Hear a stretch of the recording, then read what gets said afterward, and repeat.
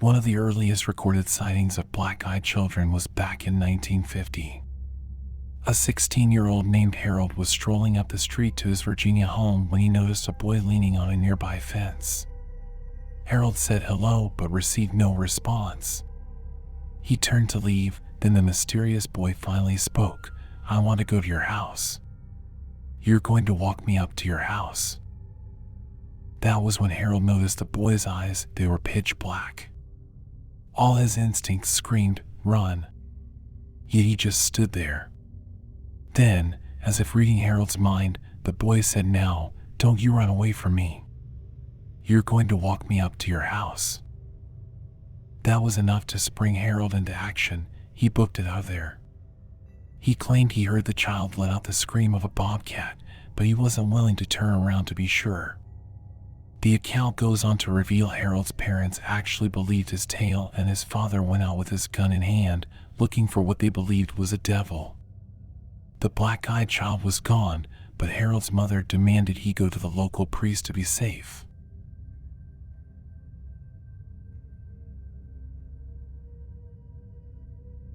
Journalist Brian Bethel of Abilene, Texas, is credited with being the first person to post an online account of the black-eyed children phenomenon. It all began back in 1996. Bethel was sitting in his car writing out a check he intended to drop off at a nearby internet provider's office. He was startled by the sound of knocking on his window and looked up to see two kids. He couldn't figure out why, but a jolt of fear ran through him. They were just kids, but something was wrong with them. He just couldn't figure out what. He cracked his window just enough to talk with them. The oldest of the two boys asked for a ride to their mother's house. He claimed they were going to see a movie, forgot their money, and needed a ride so they could make it back for the movie in time. The movie theater was close enough that Bethel could read the marquee, so he asked the boys what they were going to see. Mortal Kombat was the reply. Brian knew that movie had already started an hour ago. Also, there was just something wrong with the pair. The way they spoke wasn't natural. They didn't sound as young as they looked. "Just let us in, and we'll be gone before you know it. We'll go to our mother's house." Everything the older boy said sent shivers down Bethel's spine, but then he saw it, the pitch black eyes lacking any real substance or soul. Bethel didn't even try to hide his horror. "Come on, mister, we won't hurt you. You have to let us in. We don't have a gun." The more he spoke, the more Bethel was sure he had to get out of there. He threw his car in reverse, the boy still yelling to be let in, and sped off. He gave one quick glance behind him but saw nothing. The black-eyed boys simply vanished before he even made it out of the parking lot.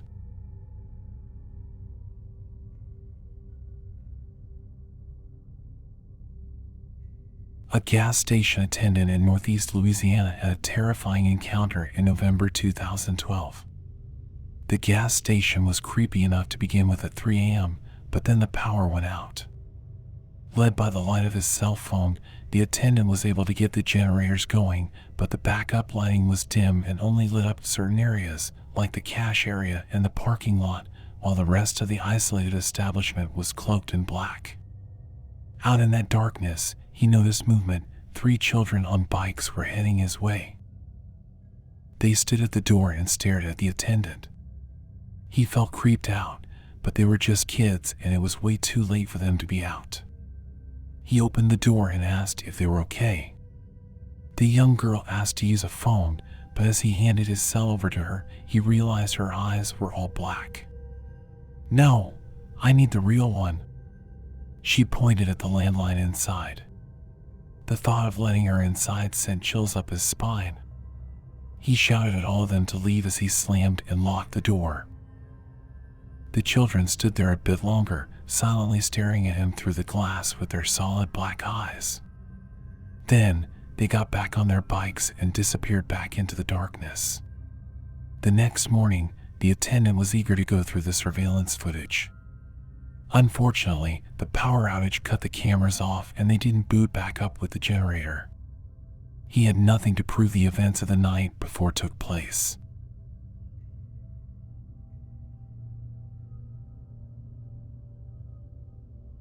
An engineer working the night shift for a data center in Ohio had a creepy exchange and posted his tale anonymously as Noetic. It was around 5 a.m. on July 31st, 2010. Noetic was taking a smoke break outside when he noticed two teenage boys standing motionlessly and staring at him from across the street. Though he felt somewhat unnerved, he finished his smoke and went back inside. 10 minutes after heading inside, the intercom buzzed. Noetic checked the monitors, and there they were. The two boys had made their way over to his building and were now staring into the surveillance camera like they could see him through it. Through the speaker, he asked what they wanted. They said nothing but motioned for him to come outside. He hit the speaker button again and told them to go away. They didn't leave, but continued to stare into the camera as if they were watching Noetic as he worked. After a short while, Noetic went to the door to chase them off. Right before opening the door, he saw them through the one-way glass and was horrified to see their eyes were completely black. He knew he had to open up the door and tell them to go away, and he decided he'd call the police if he had to. As if the boy read his mind, the moment the door opened, he said, "That will not be necessary, sir. We simply need to use your phone. Can you let us in?" Noetic was not about to fall for that nonsense. He pulled out his cell phone and threatened to call the police if they didn't leave. He made sure the door was locked and went back to the monitor. Only one boy was still there staring at the camera. Then he realized the second boy positioned himself out back and was staring into the camera there. By 6 a.m., both boys had moved into a blind spot with no camera coverage. Noetic waited for them to reappear, but they simply vanished. The police arrived not long after, but both boys were gone.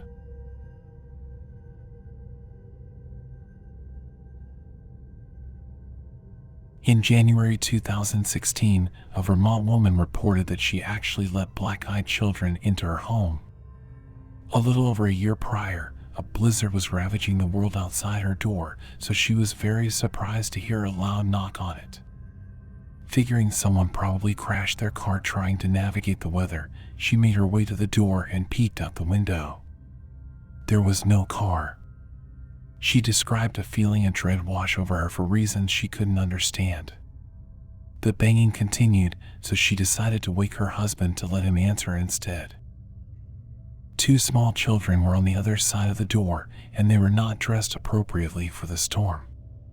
The woman and her husband let the little boy and girl inside despite the great sense of unease their presence made them feel, and regretted it almost instantly.